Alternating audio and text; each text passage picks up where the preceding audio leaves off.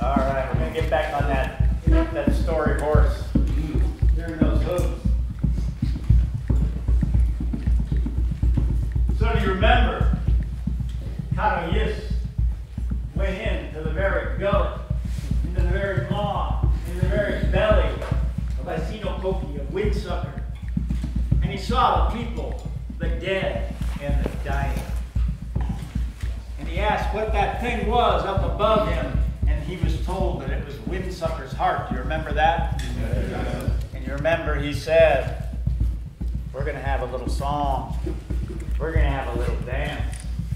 And he strapped his knife, point upwards on his head, and he sang the spirit song, and he began to dance the spirit dance, and he encouraged all the people to stand up if they could, and if they couldn't, at least to nod their heads in time to the music. You remember that? Yes. And together with the people, he led the dance, and he began to leap higher and higher as the song built. And as he leapt higher and higher, that knife on the top of his head began to strike at the very heart of Windsucker, of Asinokoki. Do you remember that? Yes. And after he danced for a long time or a short time, that great heart of Windsucker was cut to shreds, and Windsucker died. Do you remember that? Yep. And he took his knife from his head and ended the song, and he cut between the ribs of Windsucker. He let the people out. He sent them for help to gather those who were too weak to walk on their own, and they pulled them out of that terrible place. Do you remember that? Yes. Well, after that, Kut-O-Yis asked those people, where are there more people? Is there another village in the world? And they said, there are some more people west of here, near the Point of Rocks. There's a village out there somewhere, but you must be very careful. For between here and there's a woman on that trail. We don't know exactly what happens, but we know that she entices her people to wrestle with her. And for some reason, those people are never heard of again. And so the next morning, Kut-O-Yis headed out on that trail. And he walked for a long time or a short time. But one day, he was on the trail, and there off to the side was a beautiful young woman. And she called out to him, and she said, well, hey, stranger. Would you like to stop over here? I was thinking maybe you and me could have a little wrestle. Kut-O-Yis said, no thanks, I'm in a hurry. But she called out again and made the offer. And again he declined. But when she had offered to wrestle with him 4 times, he stopped. And he said, all right, we can do a little wrestling.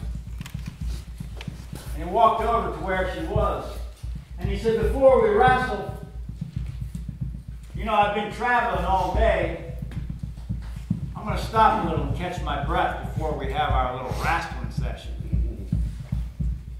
And as he stood there, he looked about it, and he noticed something. Hidden in the prairie grass, he saw here and there pieces of flint that had been napped to razor-sharp blades that were hidden under the grass here and there. And he made good note of where those razor-sharp flint blades were in that wrestling ground. And when he'd done that, he said, all right, let's have a little wrestle. And they began to grapple with each other. And began to twist around to try to get position. And Kut-O-Yis was very careful where he put his feet so as not to step on any of those sharp flints. And when the moment was right, he threw a hip into that woman and flung her down onto one of the large flints and cut her right in half. And that was the end of Rascal. And then Kut-O-Yis went on, going always to the west, looking for that next village. He went on for a long time or a short time, but eventually he came to another lovely woman by the side of the road. And she said, "Well, hey there, young man. You know, I got a little sliding hill." Sliding is really fun. Slide down a hill. I got a little sliding hill here on Cut Creek. Why don't you come sliding? And Kut-O-Yis said, "No, thanks."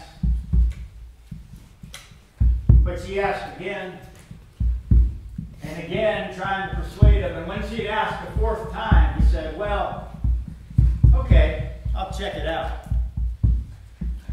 He walked over to the sliding hill there on Cut Creek, and he noticed something. Down at the bottom of the hill, you barely see it, but there, kind of looped around the base of the tree, there was a sinew rope. Right at the place where someone would have to turn their sled to avoid going into the creek. And he looked over a ways, and he saw that the other end of that rope was indeed tied to another tree across the way. And he saw that the woman had taken up a position near that rope. And so he got on a little sled made of the rib cage of a buffalo, and he began sliding down that hill. And he got some good speed going. And just as he got to that trip line, the woman pulled that line up to trip him up and to fling him out into the creek. But just as she began to pull that line, he reached in and pulled out his white stone knife and held it right in front of him. And he cut the line, and the woman fell backwards into the creek. And as soon as she hit the creek, a giant fish came up and swallowed her whole. And that was the end of sliding. And then Kut-O-Yis walked on for a long time or a short time. But eventually, he came to another village. And he learned that the chief of this village was a human flesh eater, was a cannibal, was an ogre that was eating the people. And so Kut-O-Yis found a little girl in that village. And he said to her, "I need you to do me a favor. I'm going to go see your chief, the ogre, the cannibal. And if something should happen to me, I want you to come after, and I want you to beg him for my bones. When he gives you my bones, I need you to take them out onto the prairie and throw them on the ground. And when you do that, say, 'Kut-O-Yis, Kut-O-Yis, the dogs are eating your bones. Will you do that for me?'" And the little girl promised that she would. Without taking another moment, Kut-O-Yis walked right into the cannibal's lodge. The cannibal was surprised and pleased to see a well-muscled young man walk right into his lodge. And the cannibal immediately jumped up and he slit Kut-O-Yis' throat and killed him.